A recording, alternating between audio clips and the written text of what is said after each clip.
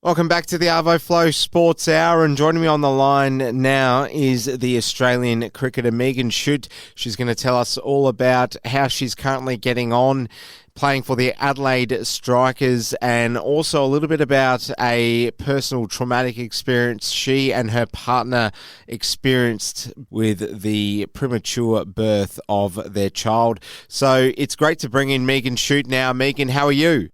I'm very good, thanks for having me. By the way, a fantastic win on the weekend for the Adelaide Strikers. You combined really nicely with the Thunder from Kapunda, Darcy Brown there. How did that all go? Great to get the win, obviously. It was a bloody top weekend, I tell you. There's nothing better than beating the Heat. There is something about that team that I just despise. So to kind of beat them in a home crowd at AB was pretty special. But to also get a win over the Scorchers, who are top of the table, is pretty cool, and two people that we struggled to beat last year, and two good games of cricket that it's about time that we pieced together a three-piece. So just in a cricketing context, Megan, is this a taboo subject? Have you been able to open up with teammates and opposition players about this in the dressing room? And of course, I refer to the topic of having a premature or sick baby. Yeah, absolutely. I am a bit of an open book, and I think, I can't feel asking, people to talk about things more if I'm not going to do it myself. So I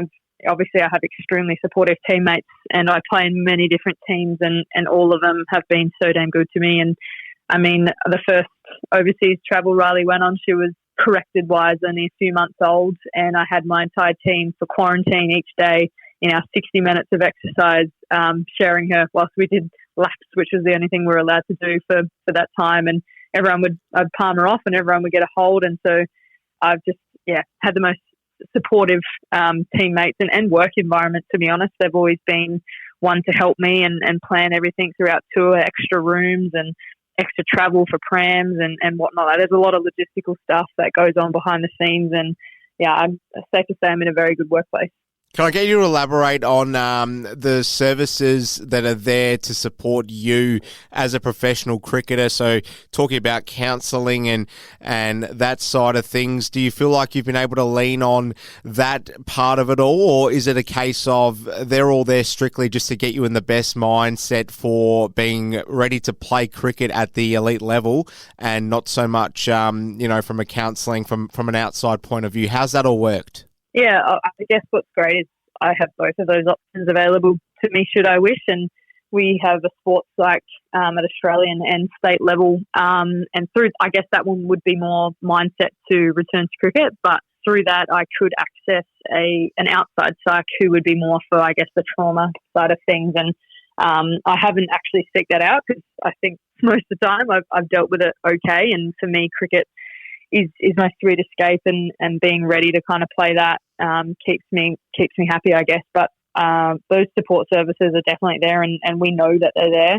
But I think more so it's been everything else around cricket, making sure that, for me, I could do my training in my hours, obviously outside of team trainings for the whole time she was in hospital, and just logistically trying to make things work for that. And then our first tour, all the stuff that went on there, I think all that stuff goes a really long way, and I do know that psych support services are there should I need it, but all the other stuff is really what mattered to me in the moment, and it's what makes, I guess, my cricket life go smoothly, which what helps my mother life go smoothly. All right, Megan, can I ask you, how much did you lean on your partner throughout all of this when it came to not only the real life aspect of dealing with this, but also getting yourself back into a position where you could play cricket again, given that your partner Jess is the co-relations manager for Cricket Australia? I guess that's convenient in the sense that you could share plenty of stories, and there was that sense of familiarity about your workplace surroundings as well. Yeah, we both lent on each other, to be honest. So she doesn't actually work for Cricket Australia; she works for South Australian Cricket Association, and that's what was actually really cool. Was obviously throughout our normal day-to-day, we could see each other at Adelaide Oval, but then throughout this, we obviously both took time off together, and pretty much it actually brought us closer, especially while we were in hospital, and I got to spend more time with her than I had in a long time, given I normally am off touring, whether that's, for my state team or for Australia. So we got to have 2.5 months, and albeit in a very stressful environment, we got to spend 12 odd hours a day together, and then come home, crash, and repeat the same thing all over again for a while there. So I guess we both lent on each other, and we both had pretty supportive workplaces, and are pretty lucky that cricket can provide that. Megan, obviously you're a top-level player, represented your country a number of times as well as playing domestically. Just give us the highlights that and your best memories from playing cricket professionally. Oh, man. There are a lot, but I think the one that springs to mind is the T20 Home World Cup here in Australia, and that was in March 2020, and we played on International Women's Day in front of 86,000 people in the MCG, and we smoked India in the final to win the World Cup. So that was possibly my greatest moment so far. But I just don't see anything topping that. That was the most pressure build-up we've had, being the home side, and we dropped our first game against India and had a really stressful run with injuries and travel, and then to kind of come out at the end of it and win it in such a fashion, and setting a new women's domestic record for crowds. That was really amazing and really special. I could not get better than that, as you say. And the Melbourne Stars this weekend, how are you feeling, and how's the rest of the team there in the Adelaide Strikers women's camp feeling ahead of the trip to play the Melbourne Stars on the weekend? Yeah, we're really amped, obviously, after 2 really good wins, 4 on the trot now for us. I think we're just starting to find our groove, and that's something we've been able to do for a few years consistently. We just got to make sure we do it. It's a long season, 14-game season without finals, so we've got a lot of cricket to go. But so far, I guess showing our decent cricket skills against the top teams is a damn good start, and hopefully we can take that momentum into this weekend.